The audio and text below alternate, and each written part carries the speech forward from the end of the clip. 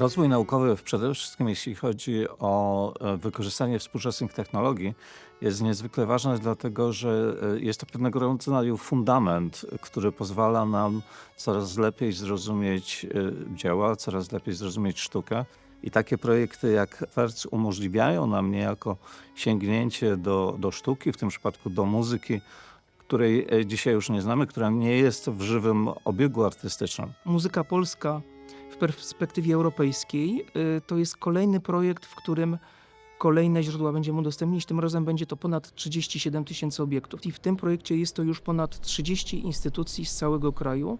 Rzeczywiście też zasięg geograficzny jest bardzo duży, bo od północy na południe, od wschodu na zachód bardzo duże i bardzo ważne archiwa otwarły przed nami swoje podwoje, z czego się bardzo cieszę. Wyjątkowość tych instytucji polega na tym, że większość tych obiektów nigdy nie była pokazywana na żywo lub też te kompozycje nigdy nie były zinwentaryzowane, więc w tym momencie już jesteśmy bogatsi o takie doświadczenie, że wiemy, że te instytucje posiadają perełki, które lada moment w przeciągu 3 lat każdy będzie mógł zobaczyć. Tutaj drobna uwaga, źródła muzyczne nie są łatwym tematem dla tego typu instytucji. One wymagają specyficznego sposobu opracowania, tak aby mogły wejść do także międzynarodowego obiegu naukowego, badawczego, aby antykwariusze i muzycy mogli do nich mieć dostęp, dlatego wprowadzamy metadane nie lokalnie, a wprowadzamy je do takiej międzynarodowej bazy. RISM. Ten skrót oznacza Repertoire International de Sources Musicales. Jest to baza, która zbiera informacje o źródłach zachowanych na całym świecie. Dzięki temu, że pozyskamy środki i w ogóle możliwość na tak kompleksowe zajęcie się zbiorami muzycznymi, to możemy ruszyć z pracami, które po prostu dla jednego pracownika były zbyt obciążające. Najważniejszym aspektem projektu FERC jest dla mnie katalogowanie do bazy źródeł muzycznych RISM. Każdy muzykolog wie, że to jest najważniejsza baza, od której rozpoczyna się jakiekolwiek poszukiwania źródeł, czy to rękopisów, czy druków muzycznych. I to właśnie możliwość skatalogowania tak dużej ilości naszych zbiorów do tej bazy jest dla mnie największą wartością projektu. Przede wszystkim jeśli chodzi właśnie o sam dobór narzędzi i jeśli chodzi o wykształcenie czy rozwój tych narzędzi, to w dużej mierze jesteśmy pionierami. Jesteśmy pełni uznania dla standardów digitalizacyjnych, jakie wypracował Narodowy Instytut Fryderyka Chopina i włączenie się z naszą kolekcją do tworzenia tej wielkiej wyszukiwarki muzycznej z bardzo dobrze opracowanymi metadanymi, związaniem ich z innymi zasobami, tworzeniem transkrypcji cyfrowych jest dla nas wielką nobilitacją i cieszymy się, że jako Biblioteka Raczyńskich możemy również zaistnieć na forum międzynarodowym, również jako instytucja kulturotwórcza.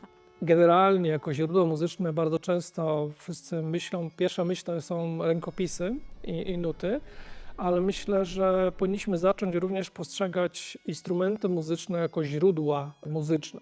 Ta digitalizacja, którą chcemy przeprowadzić w ramach projektu, właściwie skupia się na 3 elementach. Na digitalizacji poprzez wykonywanie tomografów komputerowych, które nam pozwoli odkryć to wszystkie zmiany, które były dokonywane przez lata, ale również stworzyć nam cyfrowy obiekt 3D w pełni odwzorowujący w domenie cyfrowej stan zachowania tego obiektu i z wszystkimi jego elementami.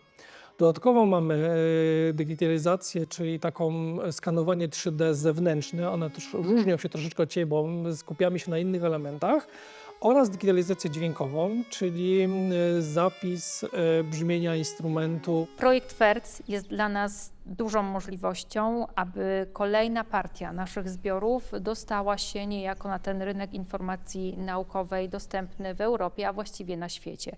Muzykalia Biblioteki Kurnickiej, w przeciwieństwie do większości naszych zbiorów, nie były do tej pory bardzo szczegółowo opisywane.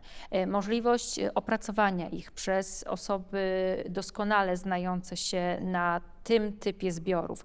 Możliwość przyjrzenia im się od takiej strony szczegółowej, szczególnie tym elementom kart poukrywanym w takich większych partiach, które nie zawsze dotyczą kwestii muzycznych, a tutaj nagle znajdują się 2, 3, 4 karty ukryte, czy w woluminie, czy w teczce. Możliwość pokazania ich, wyciągnięcia ich de facto na światło dzienne i co więcej, powiem tak kolokwialnie, wpuszczenia ich do bazy, do świata, gdzie no, ludzie interesujący się, zajmujący się też naukowo muzyką z całego świata są w stanie się z tym zapoznać, którzy tę bazę przeszukują, jest dla nas naprawdę no, dużą możliwością. Bardzo się cieszymy, że taka możliwość jest. Im więcej będziemy mieli danych w bazie, czyli im więcej tego typu programów jak FERC uda nam się zrealizować, tym bardziej możemy dochodzić do sytuacji tak zwanej big data.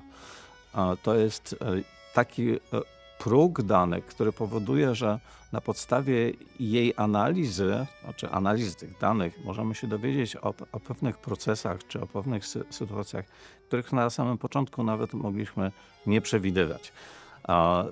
Analizując takie dane właśnie między innymi za pomocą też i nowoczesnej technologii jak AI, a możemy wręcz się dowiadywać pewnych rzeczy na temat rozwoju społeczeństw na przykład, czy na temat pewnych cech kulturowych, które nie wynikają bezpośrednio z poszczególnych źródeł, tylko dopiero są widoczne wtedy, kiedy analizujemy cały ten aspekt.